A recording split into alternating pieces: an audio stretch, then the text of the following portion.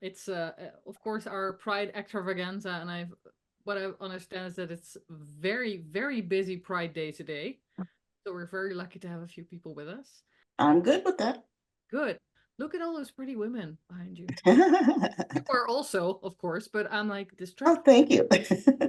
Yeah, I'd like to use AI and I know people foo-foo over AI, but I just use it for my own personal use to create my characters so that I can envision them as I'm writing. So we've got on this side, there's Goldie and her two loves. Then we've got Alex and Melissa, and then down there we've got Zoe and Denise. Oh wow, that's cool. Jamie, Yeah. do you wanna kick off? Hang on, I'm trying to look at pictures. Just give me 1 second. I'm rearranging things so I can see them clearly. I love what you've got going on for Denise. Thank you, thank you, thank you. Yeah, very nice. Well, that Okay. head All shade, as you righty. know, is important. Absolutely. Absolutely. Very cool. All righty. You ready to go? Yep. All right. First off, happy Pride. Thank you Happy so Pride, much for everyone. joining us. Yeah, Thank thank you you. so much for being here. And one of the first questions, of course, is when did you start writing? Technically, I started writing when I was 10.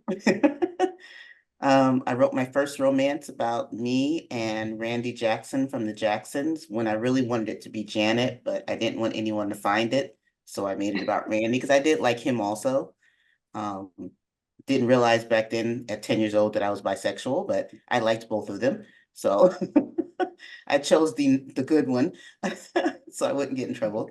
But as far as I start writing hetero romances, about wow, 30 years ago. I started writing hetero romances, so I wrote about four of those, and then I dipped my toes into sapphic romances in 2014 with my first book, self-published Deepest Desire, which is now Heart's Desire, which is what I have published through Bold Strokes. I just kind of cleaned it up and rewrote it and fixed it the way I thought best to represent the characters. Um, and I've been with Bold Strokes since 2019. So I've been a traditionally published author since 2019. Are you still writing heterosexual male-female romances or just focusing on No, female? no, I tried because there were a couple of sequels that I wanted to do to pull out a couple of side characters to give them their own stories. And I started it, and it was just, and in order to do that, I would have to self-publish because it seems the traditional publishing houses aren't really interested in, because I write in all my writings, I do Black main characters. That's my thing. That's what I love to do. That's what I like to represent. And that's not so much what the publishing houses, I got a lot of letters. Oh, great story, not what we're looking for. Mm. So I don't have the money or the time to self-publish, self-market, and do all that stuff. So I push that aside. That's frustrating Mhm. though. Yeah, it is. It is. Well, we've talked with Frankie Fire also, and she told us a little bit about her experience of being a Black author. Um, Mhm. what did you think is like, well, not the problem, but what can we do to make our community more diverse and let people read your books? Um, I don't think it's so much about people reading the books, it's about promoting the books. I don't think we have enough people promoting Black Sapphic romances. There are the, you know, there's the Fiona Zed. There are the big names, I guess, big names out there that everyone knows, everyone's familiar with. But then there are the smaller ones who are just starting out or who are like me, kind of, you know, I'm known in certain circles, but I'm not known broadly. I would love to be a Fiona Zed. I would love to people say my name like they say Fiona's and think of me and all the books I've written. Because since 2019, I've written 8 books. So I have number 9 coming out in December, and I'm working on the 10th one now. So, but you would never know. People only know about certain books. So I think we need more of the publishers to do more targeted marketing for their diverse writers. I think it needs to be, and we've had all sorts of, especially here in the US, we've had all sorts of meetings about this and Zooms about this and conferences about this. And the Black authors have all given all this great advice on what to do, and nothing has happened. We can't do it for our publishers or for um, the industry itself. So they have to step up and be able to find ways to promote their authors, even if it's just finding Black book clubs or finding a diverse social media person to kind of represent, who knows how to, find all the avenues in order to promote. Well, for me, it's difficult because I'm European, I'm Dutch, and I don't think the whole black versus not black, whatever, um, the subject is not as sensitive here. Mhm. It's not a big thing. So for me, it's like I'm in awe of the differences between those. But I think like we read Sapphic fiction because we want to see ourselves in the books. Exactly. That should be available for everyone. Yeah, there's this event that happens every year in Provincetown, Massachusetts, called Women of Color Weekend. And it's a weekend for queer women of color. And it's amazing. This is my second year doing it, and it's amazing how many women of color are amazed by a table full of books about, Them. from Black authors about Black Mm. characters, especially mine, because mine, like I said, I try and write all my characters to represent myself and others in my community. And when they see that, they're just like, where has this been? I'm like, there are other authors besides me. But they are so shocked and amazed that they don't know about this. People all know about the Georgia Beers and the Melissa Bradens and the Aurora Rays of the industry, but no one knows about any of the others that are just starting out or just, have been around for a while, but still haven't gotten the attention that they deserve. Yeah. Jude just sent a useful link. She says, if you want to find out more, qwalkbooks.com. Yes. Mm-hmm. Exactly. Yeah, I follow I them. love them. They spread the word. We need more people like them. Good. So everyone, if you're like, what the hell is she saying? Mhm. Mail us and I'll send you the link. Okay, Jamie, go. Yeah, I have some questions from Mila. Where do you draw your inspiration from? Um, my own stories, my imagination. If I happen to see something on television that interests me, the one I'm working on now is a Western, that features the Underground Railroad that actually went into Mexico. So it's the Southern Underground Railroad that there isn't much information about. So I'm featuring a character that is a conductor on that. Um, but just things in life kind of inspire me. With Leatherlace and Locks, I think I think the characters kind of came to me, like Golden came to me first, and was telling me her story, and I said, okay. And then, Melissa came along and was like, hey. Um, so they just kind of popped in my head, and the stories kind of built from there. It took me a while to finish this one because there was so much that I wanted to tell, and I couldn't. I actually wanted to do 3 separate stories. Maybe have Golden's come out first and Melissa's come out first. But I decided it would be good, since they're friends, to go in the way that I did. My first novel, Fem Tales, was 3 friends as well. And I wanted to go in that route, where the 3 friends and their lives and their friendship and their love lives and how it affected their relationships with each other. So it's just inspiration just comes from right in here. And following up on that, it's really like a found family theme.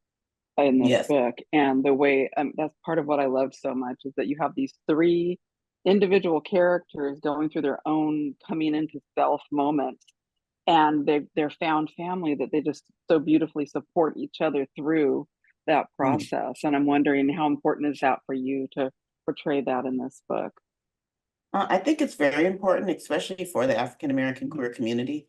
Um, a lot of the community is found family, because a lot of the community, their family is not as supportive. So I wanted to give that, and show that, that family is what you make. You are born to a family, but the family that you grow and learn from is the family that you kind of create around you. And I thought it was important to show the support within the community, the support within for just within women, just that sisterhood, within the African American community. We can seriously uplift each other when it comes down to it. The sisterhood is strong, and I wanted to show that it can be just as strong within the queer community, surrounding women as well. Awesome. Awesome. I have a question from Jude. Um, what was the what was different about writing a throuple versus a couple? Hmm. So I had to write it in a way that I felt was important, was to show that she saw them not as two individuals, but as one person to her. Okay. Um, Mm-hmm. so they both represented something that she needed within herself. For instance, Jade is just very outgoing, very demonstrative, very affectionate, very loving. She was the first one to, to show her feelings, to say she loved you. While having a brain fart. Ebony, no, not Ebony. Kendra. Kendra, Is sorry, it? I'm getting mixed up with my first story. So while Kendra was just very cool about it, she was like, I'm the calm piece, that she might need.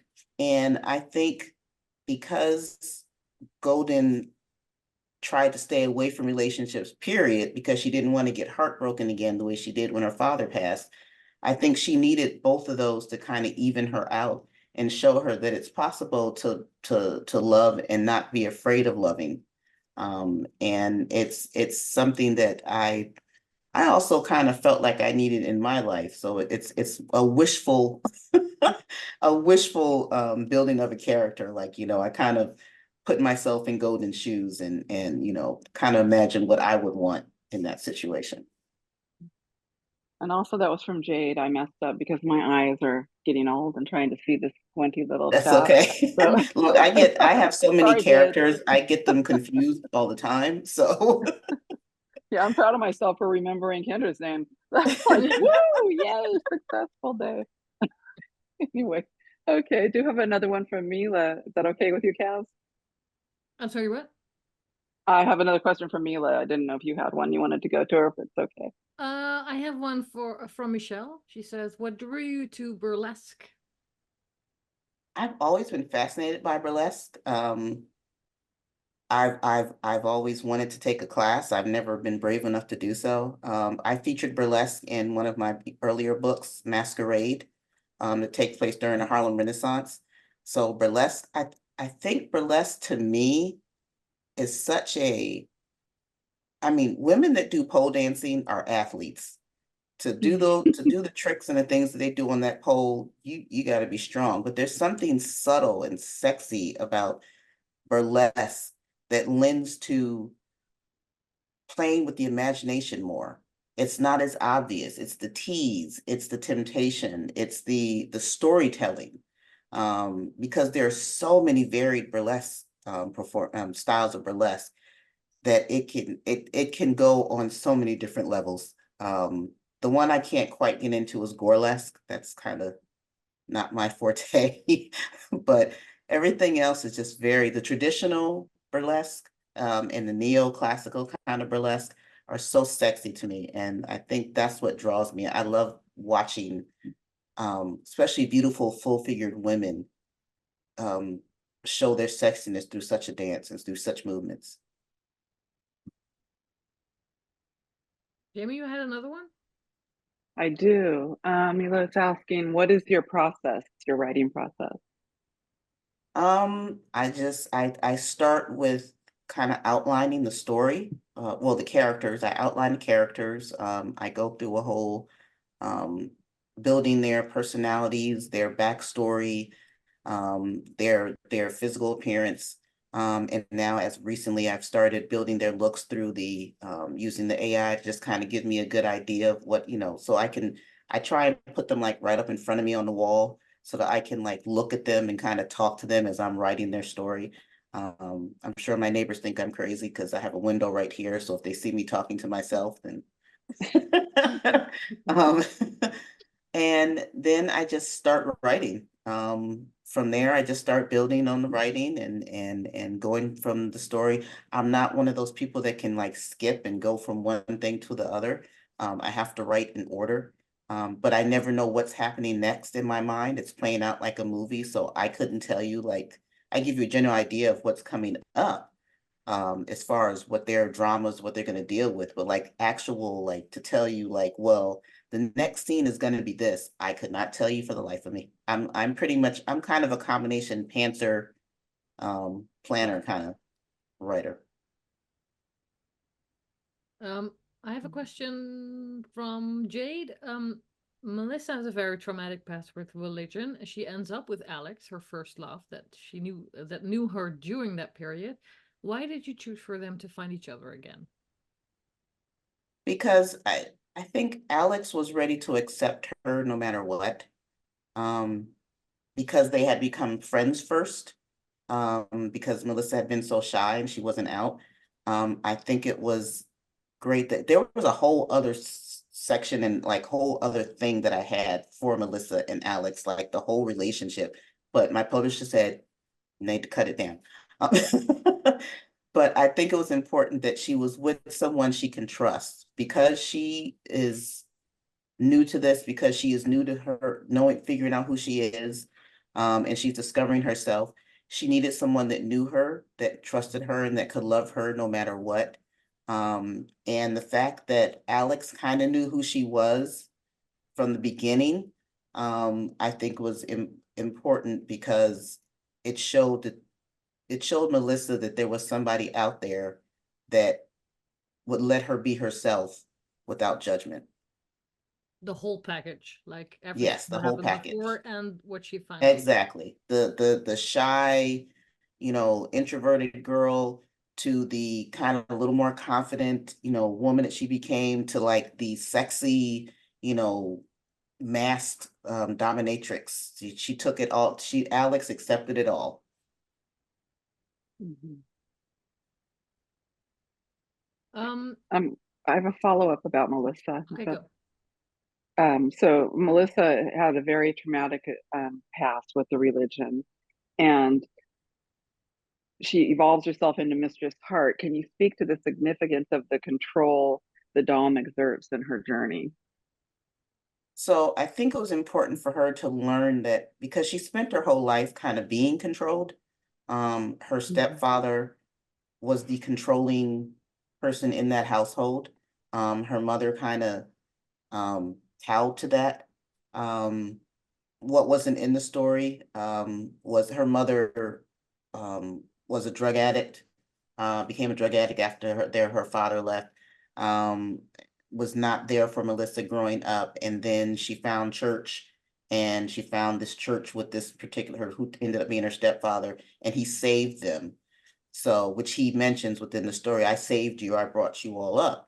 So, because of that control, Melissa kind of closed in on herself, and she felt like the only way she could find control was through being the dominatrix. She discovered it in seeing the cat lady um, artwork, and it kind of reached into something. And also with her little love interest Riley, or her little sex interest Riley, who helped her Mhm. discover that part of herself too. So I think having Melissa learn that she can be in control of her own physical, emotional, and self destiny was important for her to grow as a woman and as a character. Jamie, you have another one? I do. I have one more from Mila. How do current events in the world influence your writing? They don't really. I try not to bring too much of current events in as far as within what's in the news.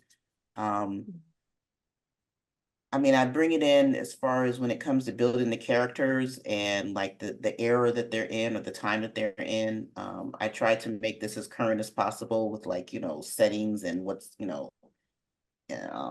the cities that they're in, things like that. But I think for me, writing and reading is an escape. And that's why none of my stories feature the pandemic. I don't want any of that in there because that was something. I mean, there is some mention sometimes of like, our leadership or our, the president or something. There are some things in there once in a while I throw that in, but it's nothing that I want to share in the story because the story is about the characters. It's not about the political environment at the moment. Or for the country at the moment. Yeah, it's a nice way to escape it. I agree. I'm with you on that one. Yeah, my next book coming out in December does kind of touch on it, but that's only because of the subject matter. It's a paranormal, has Orishas and witches and wares, Ooh. but it also takes place during the contemporary time in New Orleans. Ooh, exciting. But it focuses on, the how religion is changing in people and in the world. So Well,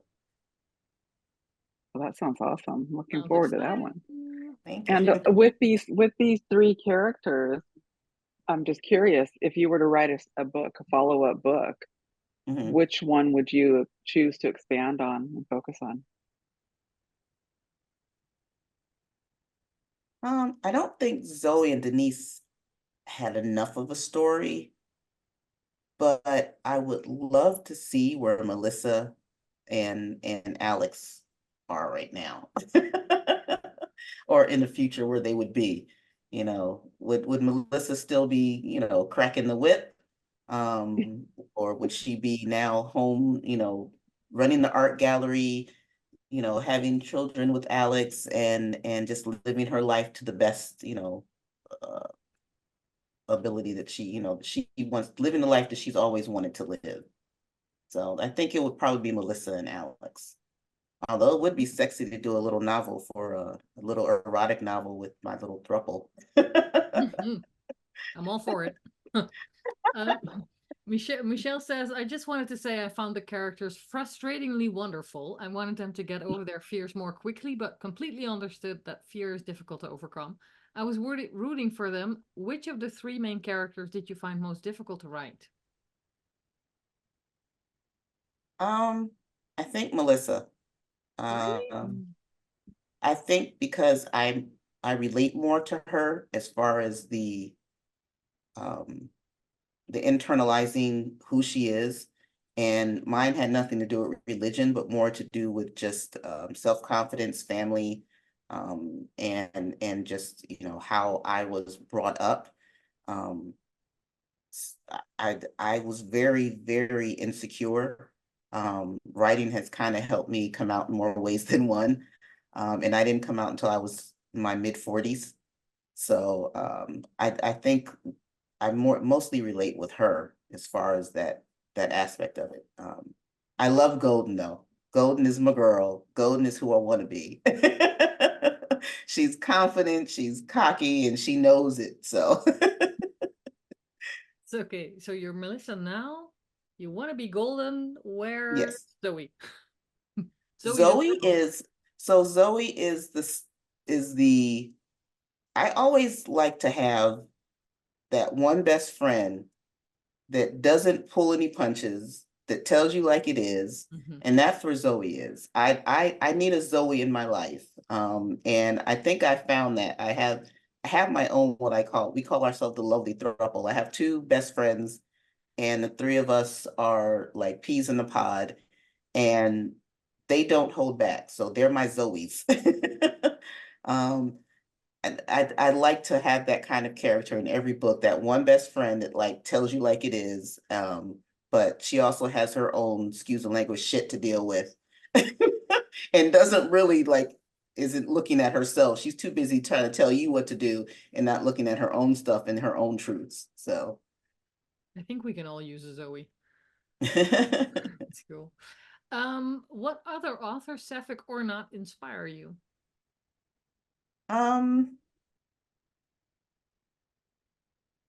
it's hard to say.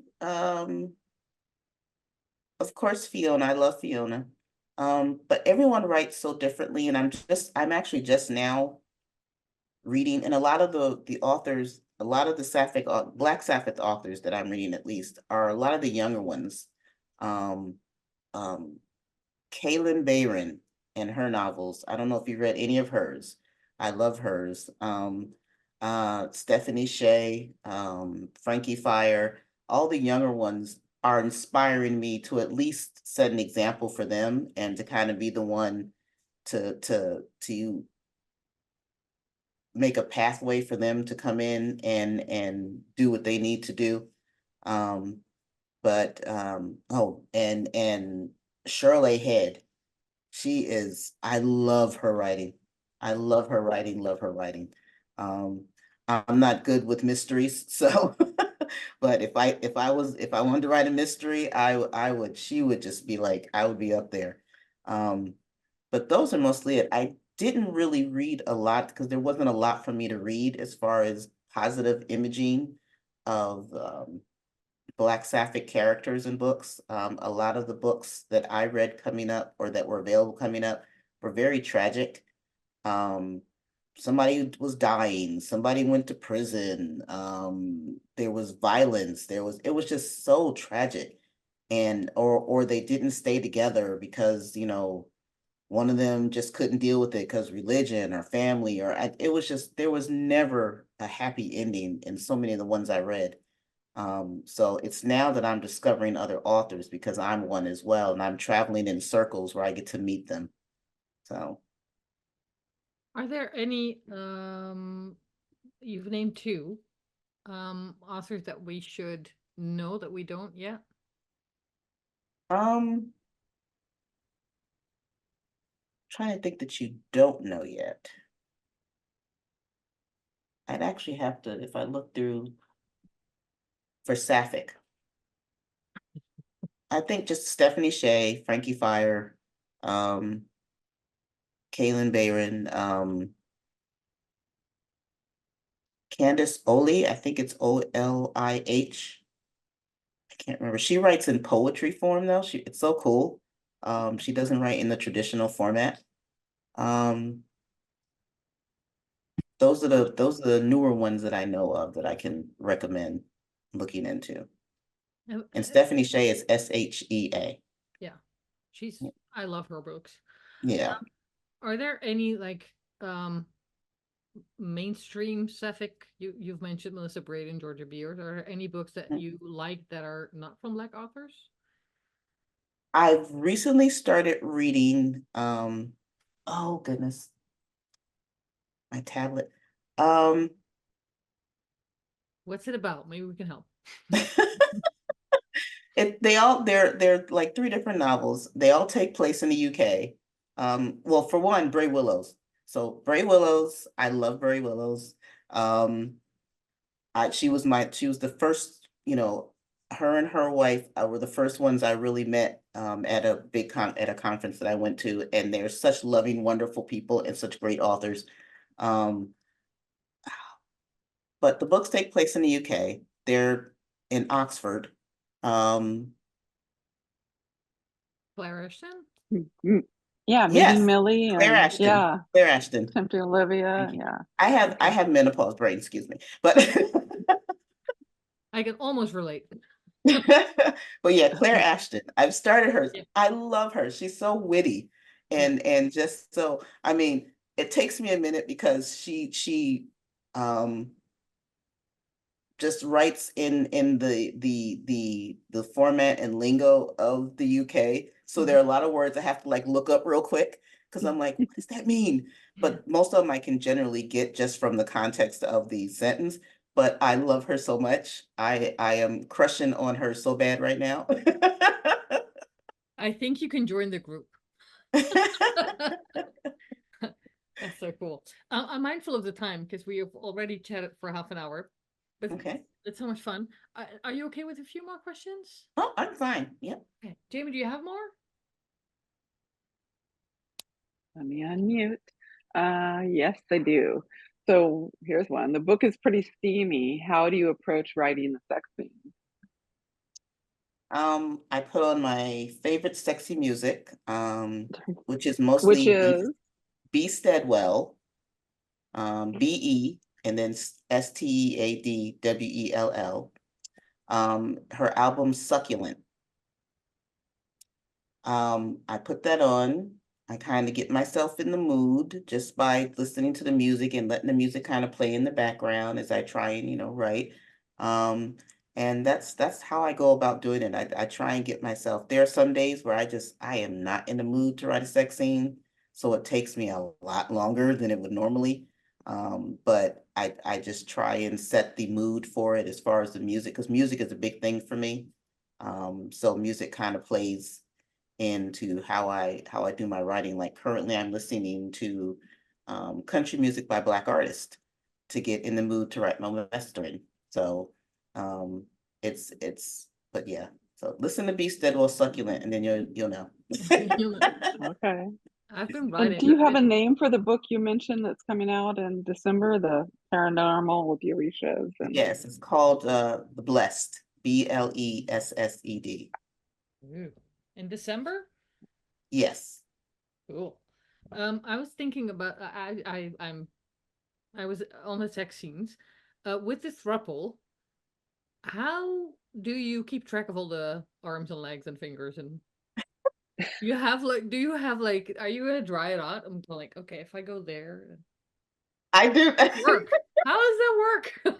I actually did that. Really? Oh, that's I've so never done a cool. throuple, so I actually had to sit there and be like, okay, is she all right? Because I mean, I hate writing love scenes where it's like you're reading, you're like, really, you Mm, can't do that unless you're, you can lift your leg behind your yeah, head. That's not going to happen. yeah. So even in the car scene when they were just kind of making out in the car, I sat like this, and then I just imagined two hands, or just turning my face to be kissed. To turn, so I was literally acting out.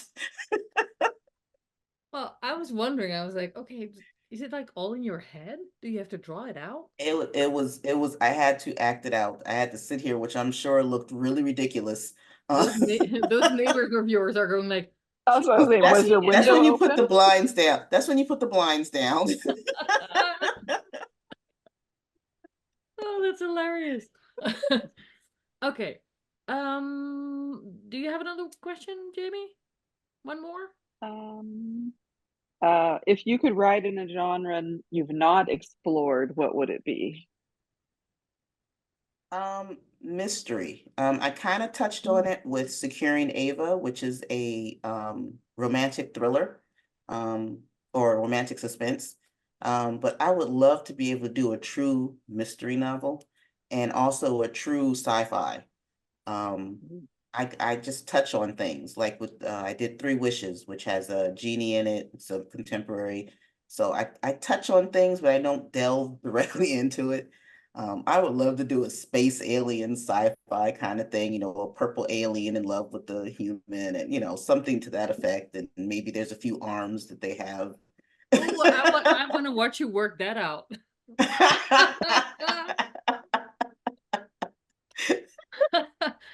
Some oh, appendages somewhere that need to.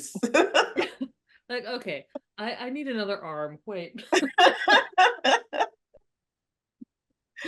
Those are the two I probably would like to do. I just haven't gotten the nerve to do them yet. Well, just keep them coming. I love your book. Thank you. So, Thank you. let's see. I think we're through most of the questions. Mm-hmm. Yeah. Um, most important thing. You've mentioned a lot of authors that you like, even the music, which of course we're going to find out and look up. Mhm, We know that there's a lot more coming from you, mhm. but what can we do to follow you everywhere? Where can we find you? You can, I don't know if you can see it completely. There's a right there. See, I Mm. gotta do the whole work thing. Mhm. There's a little code there. I don't know if you can scan it. If not, I can just put the information in the, but you can find me on Instagram and Facebook at and Shade Romance. On Twitter, it's and Shade 3, because I guess there was a 1 and a 2. And on Threads, the same thing at and Shade Romance. So andshaderomance.com is also my website. So that's where you can find me. I haven't done TikTok. I'm probably not, I mean, I'm a creeper on TikTok. I like watching. I don't have the wherewithal to do the whole, you know, as you see, I had a hard enough time pointing the stuff here. So the whole little, the whole Okay, little TikTok things, I I'm dare quite you. loud. If you do an alien book, I want to see a TikTok of all the arms. If you do it, I'm there. Okay, Cool. it's like, Yeah, I'll do the other arms. You can just focus on. I'll keep that in mind. I'll keep that in Oh my mind. God. Please do. Uh-oh. Is there anything you want to add? You want to make sure we know? Um, about me, no, but please, support, spread the word, not just about my books, but any other um queer BIPOC authors that you discover or find. Um, that's it. I just want to be able to spread the love and spread the word and show people that Black queer love can be happily ever after as well. And this is a very good example. Thank you Thank you. very much for Awesome. joining us. Thank you for inviting me. I appreciate it, and for reading the book. Yeah, well, we Absolutely. loved it. It was Thank you. Thank very you so good. much.